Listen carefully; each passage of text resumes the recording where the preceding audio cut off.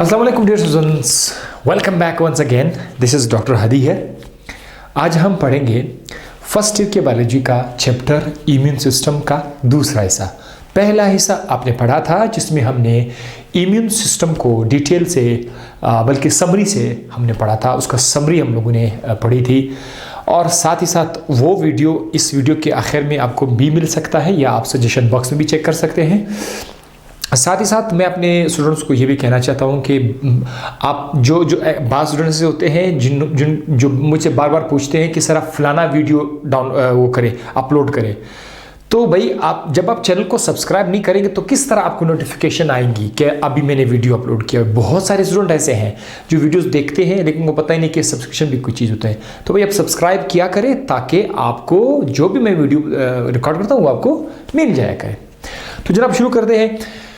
Immunity का मतलब ये था कि हम जिस माहौल के अंदर रहते हैं, इंसान जिस माहौल के अंदर रहते हैं उस माहौल के अंदर मुख्तलिफ़ किस्म के माइक्रोब्स होते हैं जो डिजीज़ कॉज करते हैं, जैसे कि bacteria, viruses.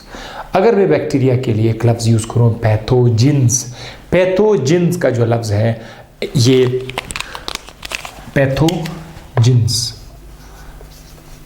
What is pathogen? Pathogen मतलब हर वो चीज़ जो डिजीज़ कॉज करते हैं,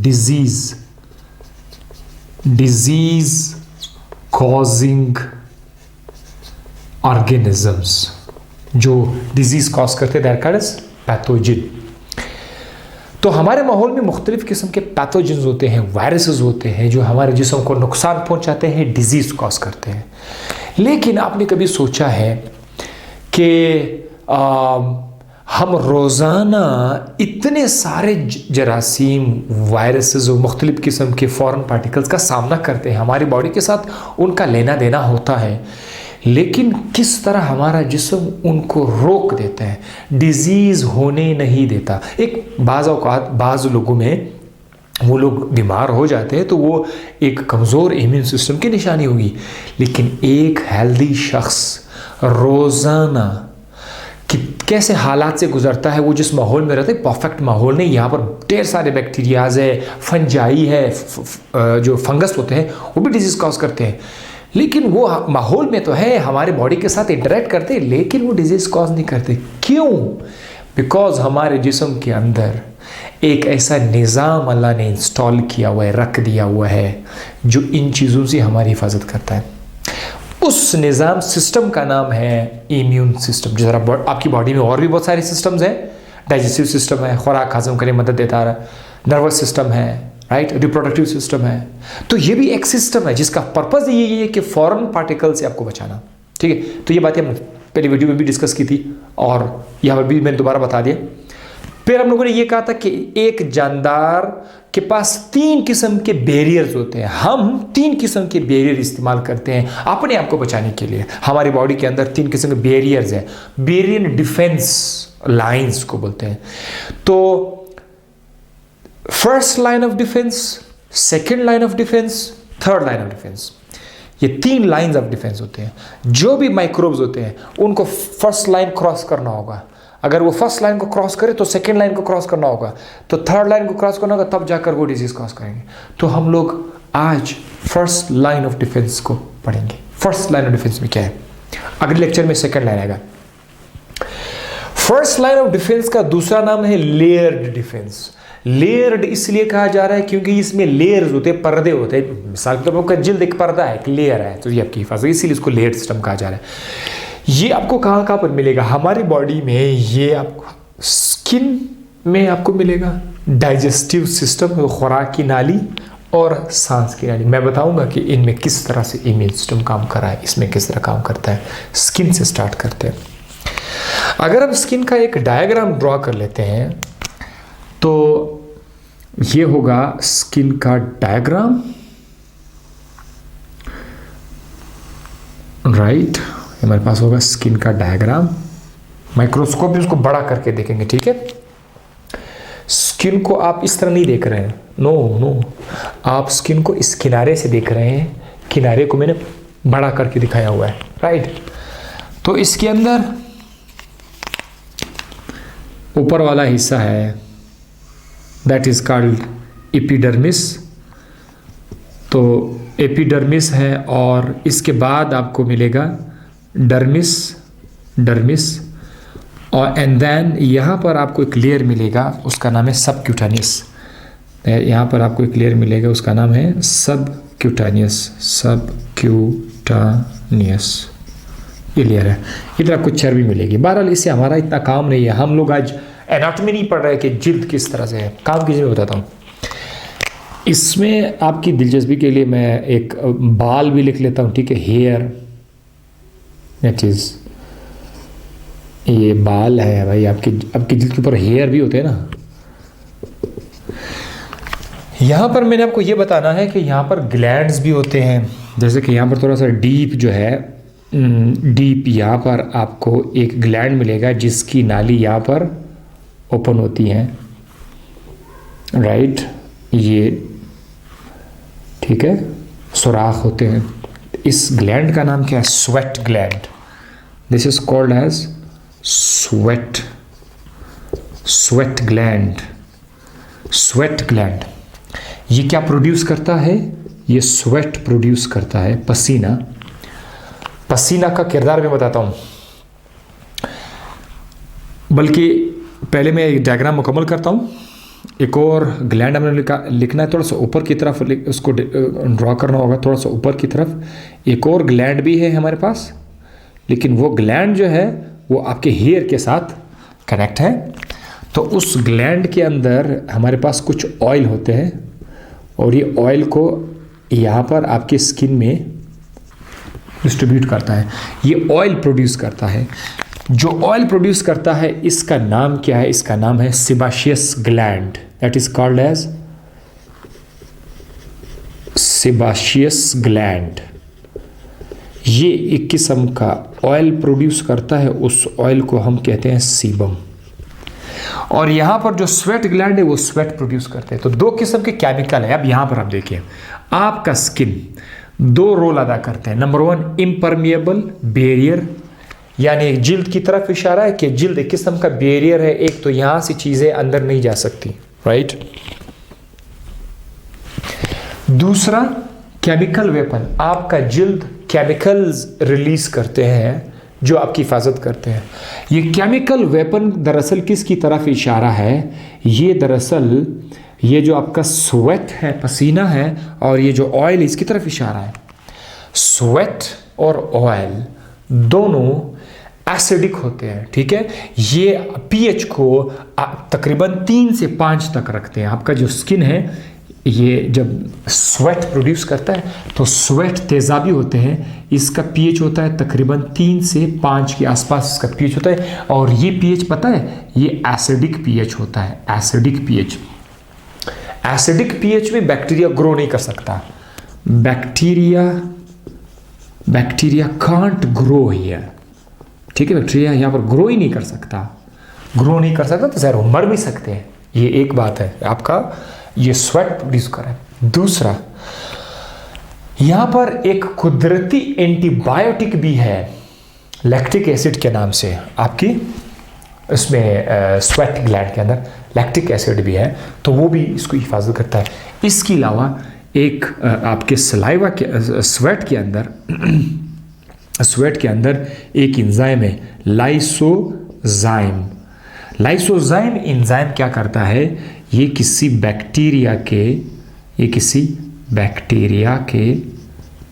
के पास तो सेल वॉल है, ये उसके सेल वॉल को डैमेज करके बैक्टीरिया को किल कर देते हैं। सो जब इसका सेल वॉल डैमेज हो जाए तो ये बैक्टीरिया क्या हो जाएगा? किल हो जाएगा। ये एंजाइम किसके पास है? ये आपके पसीने के अंदर मौजूद है। तो अब आप देखिए, आपका स्किन एक तो बैरियर है, पहले से कोई चीज़ इसको क्रॉस नहीं कर सकता। इसके अलावा ये कुछ एक्स्ट्रा केमिकल भी रिलीज करते हैं, वो स्वेट एंड सेबाशियस ग्लैंड जो सीबम प्रोड्यूस करते हैं, वो पीएच तेजाबी बनाकर बैक्टीरिया को ग्रो नहीं होने देता। सो ये आपके इम्यून सिस्टम का डिफेंस सिस्टम है। और हाँ, एक और बात, skin is the largest organ of the body.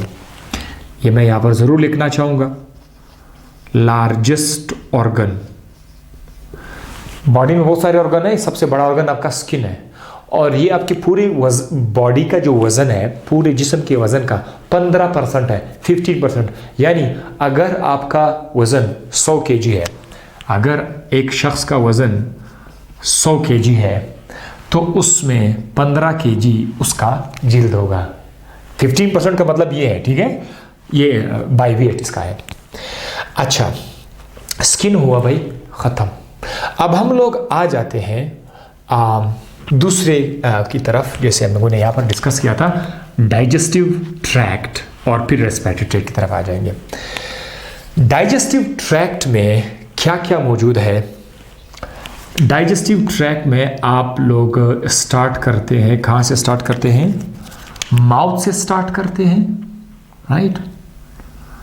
Mouth से स्टार्ट करते हैं, फिर एसोफेगस आएगा, एसोफेगस के बाद स्टमक आएगा, ठीक है, स्टमक के बाद फिर आपका स्मॉल इंटेस्टाइन है।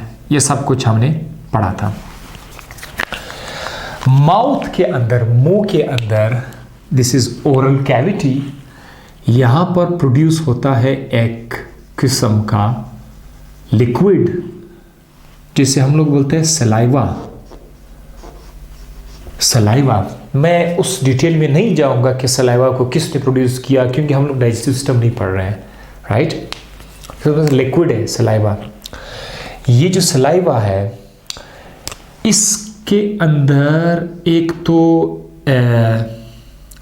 इसमें लाइसोजाइम है, एक तो इसके अंदर लाइसोजाइम है, इसके अंदर मतलब ये भी बैक्टीरिया को किल कर सकते हैं, सलाइवा। और यहाँ पर सोडियम बाइकार्बोनेट भी है, NaHCO3। लाइसोजाइम की मौजूदगी जो आपके सलाइवा में है, ये इस बात की तरफ इशारा है कि अगर कोई बैक्टीरिया फूड में आपके मुंह के अंदर आ जाए तो उसको सलाइवा ख़त्म कर देगा। तो ये आ गया सलाइवा। नीचे आ जाओ आप, ये खुराक की नाली जब नीचे आ जाए, स्टमक के अंदर आप आ जाए, स्टमक के अंदर आपका HCl प्रोड्यूस होता है, तेज़ाब है ये किस्म का। ये जो तेज़ाब है ये pH को अराउंड बाज़ बुक में 2 से 3 बहुत ही लो pH है, ये हाईली एसिडिक इन्वायरमेंट है। अगर कोई बैक्टीरिया इधर तक आ जाए स्टमक में तो उसकी बड़ी पिटाई होगी, तो वो मर जाएगा यहाँ पर। तो आपके खाने के दौरान जब आप कोई जरासीम लेते हैं तो इधर भी इसकी हालत हो रही है, तो आपको पता ही नहीं है, इतना सारा अच्छा बंदोबस्त लगाया हुआ है बॉडी में। ये HCl भी किल कर देते हैं, तेज़ाब है, बैक्टीरिया को किल कर देते हैं। सो ये इधर आपका हिफाजत हुआ। ये था डाइजेस्टिव ट्रैक्ट में जो आपका जिस्म फाइट कर रहा है। अब थर्ड पर है, कौन सा है? Respiratory tract. रेस्पिरेटरी ट्रैक्ट में अगर मैं एक छोटा सा डायग्राम यहाँ पर ड्रॉ कर दूं, छोटा सा डायग्राम,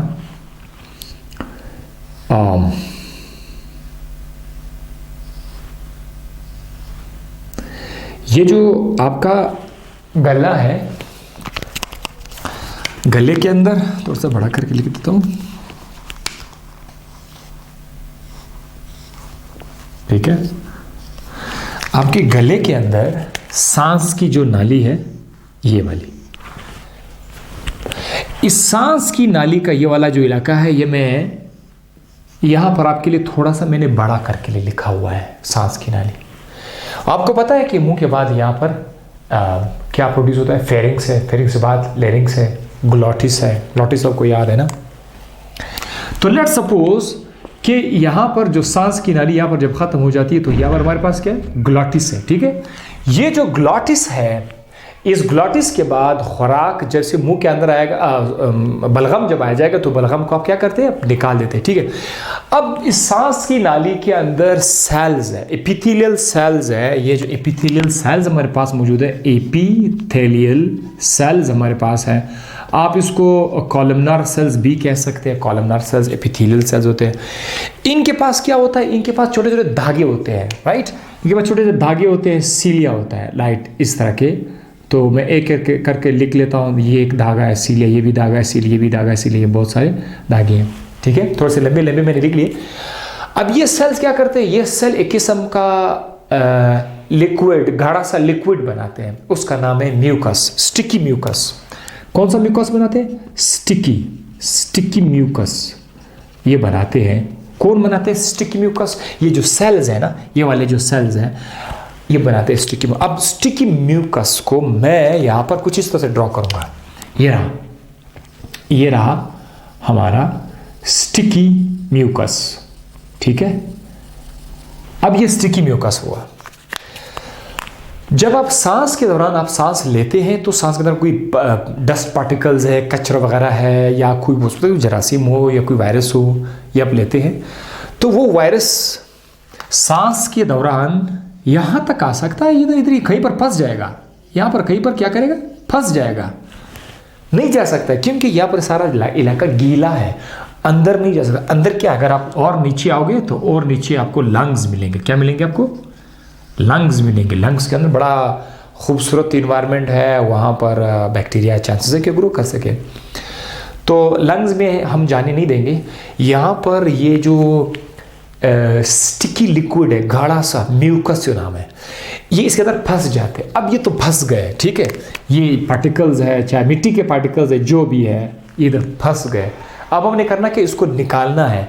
ये जो सीलिया है, छोटे छोटे धागे हैं, ये जो छोटे छोटे धागे हैं, ये धागे स्वीप करते हैं, जैसे कि झाड़ू से आप उसको स्वीप करते हैं। ये धागे ऊपर नीचे होकर के इस म्यूकस को ऊपर की तरफ लेके जाते हैं। म्यूकस ऊपर की तरफ जा रहा होगा, सो ये म्यूकस जैसे जैसे ऊपर की तरफ जा रहा होगा, म्यूकस आखिरकार यहाँ पर आ जाएगा। चलो मैं डायग्राम इसका इस तरह बना लेता हूँ।